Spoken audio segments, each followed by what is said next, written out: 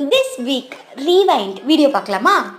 Actually இந்த வாரம் ஃபுல்லாகவே ஒரு ஷார்ட்ஸ் கூட நான் வந்து அப்லோட் பண்ணலை. ரீசன் என்ன அப்படின்னா, such a hectic week this is. இப்போ நிறைய ஒர்க் இருந்தது, எடிட் பண்ணவும் டைம் இல்லை, வீடியோ எடுக்கவும் டைம் இல்லை. ஸோ வந்து அப்லோட் பண்ணல. இந்த வாரம் நான் ஹேர் கட் பண்ணேன், மண்டேவே போயிட்டு ஹேர் கட் பண்ணேன்.